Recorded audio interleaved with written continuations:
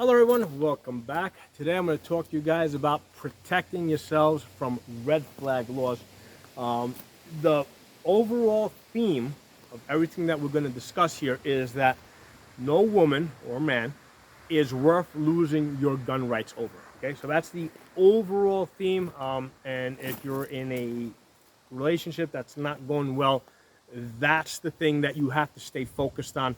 Use that to discipline yourself. Okay, they just passed some red flag laws through Congress. Biden signed it. What did that do? Well, if you're in a state that already has red flag laws in place, they get extra money. If you're in a state that doesn't have red flag laws, well, they get an equal amount of money. Okay, that's all it did. Didn't do anything else. Initially, the idea was that they were going to try and incentivize states that don't have the red flag laws to pass them, right? To start creating red flag laws. The Republicans were not going for that. But they said, hey, you know what? We'll take the money though. So basically, all states get more money regardless of whether they have red flag laws or not. All this is a money grab. Okay, so they're gonna print up more money and give it to all the states equally, or on some equal basis. I don't know what but all states are gonna get more money, regardless of whether they have red flag laws or don't have red flag laws. So all this really is a tax, because anytime the government's printing up money to spend, okay, they're diluting the money that you have saved. And what they're doing is they're reducing the buying power of your money, so they're in fact taxing you. So that's all they've done with this red flag legislation. Now, one of the things that they did also do that is a little bit more important is they expanded the definition of, or they expanded the requirements of who needs to, what gun sellers need to get an FFL. Okay, so basically, if you're selling guns for a profit, okay, they're now saying that you're in the business of selling guns, and you can't do that unless you're an FFL. Okay, that's the basic gist of it. There's probably some more details there, but if you're selling guns for a profit, you need to be federally licensed to sell guns. Now, the key definition, the key word there is profit. The only part of this gun here that's actually a gun is the lower receiver. Okay, so that's the only part that I need to worry about, that I can't sell and make a profit on. So if I take this whole thing apart, I can't sell the receiver for a profit. I can sell everything else for a profit, but that's just an accessory. Same thing goes with a pistol. The frame, or the part with the serial number, that's the gun. You can't sell that for a profit, but you can strip everything off of it and sell that for a profit, and then presumably the person can do whatever they want with those parts, including put it all back together. Okay, we're going to talk about that more in the future video, but that's how I read that. Okay, so let's talk about the red flag laws. Okay, so 3 rules to protect yourself from getting red flag. Don't show guns, don't talk about guns, hide guns. Okay, and I realize the irony of a gun tuber telling you not to talk and show guns when all I seem to do is talk about guns all day and show you guys guns. Okay, so let's talk about that. Here's the thing: if I have 1,000 guns, okay, it is really easy for me to hide 100 guns. Okay, if you've only got 5 guns, at best maybe you can hide 1 gun, and that can still be difficult, right? Which is not so different. Like if you look at all these trees over here, okay, if I don't know, there's whatever, a couple 100 trees there. If I pull out one of the trees, you're not going to notice it. However, if there was only 5 trees there and I took out one of the trees, you would probably notice it. So bottom line is, if you have lots of guns, it's a lot easier to hide a few guns than if you only have a few guns and you're trying to hide, let's say, 1 gun. Okay, so let's talk about don't show guns, don't talk guns. What are we talking about here? Well, basically, if you just started dating somebody or you just got a new job, okay, don't talk to these people about guns. Don't show them your guns. You don't know anything about them. and even in a situation where you've been dating somebody for a long time or even married a long time, don't show them all your guns. Okay, leave leave something in hiding. Now, if you live in a studio apartment, it can be a little difficult to hide your guns. What I would probably do is cut a hole in the sheetrock, probably way up high over there, um, and put some guns in there, and then sheetrock it over, spackle it, paint it, and I would probably do that. Like, let's say if I had two Glock 17s or two AR-15s that are kind of both the same, very generic, those are the guns I would put in the wall. And I would, I would also probably put some like 2x4. So if somebody puts a little camera in there, they can't see what's behind the wall as easily. So if you live in an apartment, that's what I would recommend. Hide some of your guns. Now, if you live in a larger house, obviously now you have more options for hiding things. You can hide things, under the basement, up in the ceiling, in the rafters. If you've got land outside, you can hide stuff on your property. I mean, obviously, I got equipment here. I mean, I could dig a big hole over there where I could hide an entire tank if I wanted to. Okay, so you have to factor. You have to come up with a self-defense plan against red flag laws in advance, not like when the police are being called to your house, because there's a disturbance. Um, and whoever you're living with, they shouldn't know about all your guns, and you should definitely have some of your guns hidden. Okay, so that's what it comes down to, right? You got to have a plan in place, and the chances are, if you have a plan in place, you are the type of person that is thinking ahead and careful not to get yourself in trouble. So this is really about developing a whole lifestyle of living. It's like carrying a gun, right? If I carry a gun around with me every day, I have to be aware of what I'm, what kind of belt do I have on? Does it support the gun? Where can I go? Where can't I go? Like, I know I can't go into a federal building or a post office. So, basically, these are all things that I consider with regards to the gun. Well, all we're doing here is just going a step further, right? We're going a step further. We're not just protecting ourselves from people that we don't know. What we're talking about here is protecting ourselves from people that we do know. Okay, that's all this is. So, moving on, to protect yourself from getting a red flag, don't date crazy. Okay, and I realize that crazy women can sometimes be very exciting. They are the opposite of boring. Okay, I completely understand that. I was once a very young man myself, and I can totally understand that. So here's the thing: when I was in my 20s, I'm now 50. When I was in my 20s, 3 to 4 times a year, I would get on an airplane and I would fly to the Caribbean, South America, Mediterranean, and Europe, and I would have myself a blast. Okay, all the crazy women in the world I met. Okay, but when I came back home, they stayed over there. Okay, so that's got to be part of your planning. I can understand that you might enjoy crazy, but make sure that you can set boundaries.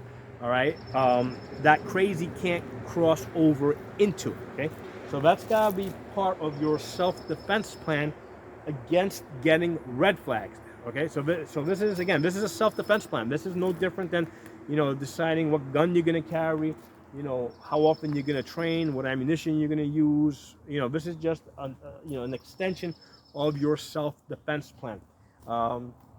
Don't bring crazy into your life or close. Don't bring crazy into your life. That's gonna cause you problems. Okay. Now, let's say you just start dating somebody, right? Don't move in with somebody until you've already had a couple of fights with them. You gotta see how you resolve your fights. Okay. Don't marry somebody until you've had a chance to have lots of fights with them. Okay. Really important thing for you guys to know, for those of you that don't know this already, but women change. Okay, first of all, they change every time they get their period, right? That makes them crazy enough. But then as they get older, especially after they have maybe a couple of kids, they get a lot even crazier. Okay, so you have to factor that in. You gotta know who you got, what level of crazy are they starting off from, and then from there kind of project where they will be in the future, right? So this is something that you have to factor in. A lot of guys, they get involved with women thinking that they're not going to change. Okay, women change; they always change. Okay, likewise, women will get involved with men thinking that the men will change. The opposite. Men don't change. Men stay the way they are. Okay, so you got two completely different expectations there. Okay, you got to factor this into, your self-defense plan against getting red flagged. Okay, now let's say you're in a relationship, things start going sour, um, fights, you start having arguments, whatever. You gotta set your boundaries, right? First of all, always keep at the top of your mind, and not in the back of your head, at the top of your mind, that no woman is worth losing your gun rights for. No woman is worth losing your guns for. And I don't care how much you got invested in this relationship. Maybe you got kids, maybe you got houses, properties, a business together. Um, you're not going to save any of that by losing your gun rights. Okay, so the relationship is going to go the way it's going to go. Okay, it may not be salvageable. So it's not worth, if you're going to lose everything that you have, you're going to lose your house, you're going to lose your car, you're going to lose your kids. Okay, if that's going to happen, it's going to happen. It's not worth also losing your gun rights on top of that. Okay, so very important, right? Always keep that in your mind when you're dealing, when you're in a relationship and you're dealing with women, and the relationship is starting to not go so well. Now, other important thing here is you've got to have an exit plan. Okay, you got to have two things. You got to have boundaries. You got to have an exit plan. And by what I mean by boundaries is, in any relationship, there's always going to be arguments that come up. You got to know how far you're willing to go in that argument. Okay, so you don't ever want to fight from an emotional position. You may want to project emotion, but you may not. But you never want to. So here's the thing: a lot of times, if I'm having a fight with somebody, I might act angry, right? But I'm really not angry. It's a calculated display, right? I might be putting out a display of being angry, all right? But I'm always in control of that. Okay, and I can always pull myself back from that because it's something. It's basically an act that I'm putting on.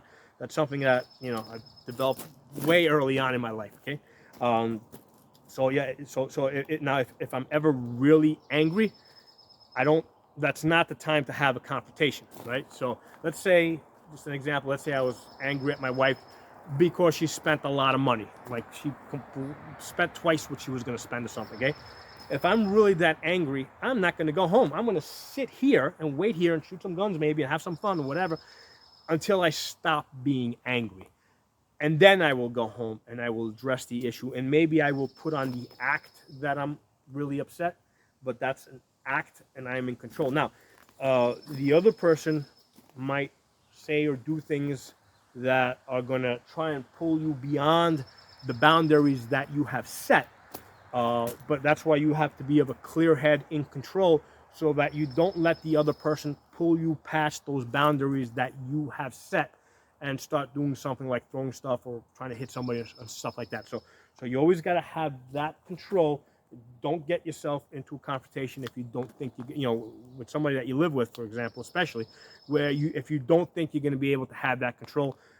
Give yourself some time to cool off and go into when you do have that conversation, that confrontation, make sure that you're in control. You've already set your boundaries and you have an exit plan, so that if this person starts pulling you beyond those boundaries that you have set, you can get yourself out of there, and not end up in a situation where you end up getting arrested. Okay, so you always gotta maintain that level of control and have that exit plan. Now that exit plan also has to include, like, if you see that you're in a relationship and things start going bad, start getting your guns out of the house. Get yourself one of these storage places, get your guns out of the house.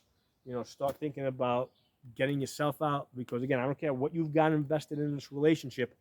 You're you're not going to accomplish anything by losing your gun rights. All you're going to do is you're going to lose everything that you've invested in the relationship, plus you're going to lose your guns and your gun rights, and you're just going to come out even deeper in the hole. Okay, so it's just not worth it. Now, if you get in a situation now where the police are called to your house because for whatever, um, they're called to the house because you're having a fight. Um, that's not the time to get your guns out of the house, right? If you're going to get your guns out of the house, you're going to do this either before or after. Don't be trying to run through the house with all your guns in the middle of a fight, because now it looks like you're getting the guns to basically shoot the other person. Okay, so you might be thinking that you're going to get your guns out of the house. Meanwhile, the other person thinking that you're getting the guns to kill them. Okay, so that's not the time to get the guns out of the house. Not during the fight, and you certainly don't want the cops showing up, seeing you sneaking out with all your guns. So get your guns out, preferably before, or as this thing, days before, as you see the relationship starting to go bad, or after. Now, as far as getting your guns out after, it really helps if you don't get yourself arrested. Okay, you can do a lot more things, and also, again, keeping a clear mind at the point that you decide that things are not going well. Um, you know, Basically back off, get yourself out of the house, so that you have the ability to enter back into this house a few days later, all right, without having, let's say, a restraining order or something put on you, right, so that you can get your guns, okay? So so these are the things you gotta be planning, you gotta be planning, you gotta be thinking about these things. How are you gonna get yourself and your property out of the house? Now, if the police show up, you know, don't start the whole diarrhea of the mouth. Don't start talking to them about your relationship. All right, all you want to do at that point is especially if the police have been called to your house, you're not going to be sleeping in that house that evening. Okay, so accept that fact. Um, you know, figure out where you're going to go. Don't do anything to aggravate the situation so that you get arrested. Okay, obviously don't give consent to anything. Now the problem here with consent is you may not give consent, but the other person in the house might give consent. Okay, so again, another reason why hide some of your guns. Even if you're living happily with somebody, hide some of your guns, because if things go sour really fast, the other person can give consent, okay, to have your house searched, items removed by the police, etc. Okay, so keep that in mind. The other person can give consent. So again, this all comes back to the planning. You gotta think this stuff through in advance. That's why we're doing this video. Okay, and of course, if they're gonna arrest you, don't resist. That's not gonna accomplish anything. That's just gonna make the situation a lot worse for you. So get an attorney to deal with this problem. So a couple of things for you guys to think about. Luckily I've never been in this type of position. I never planned to be in this type of a problem. However, there's things in life that you can't control.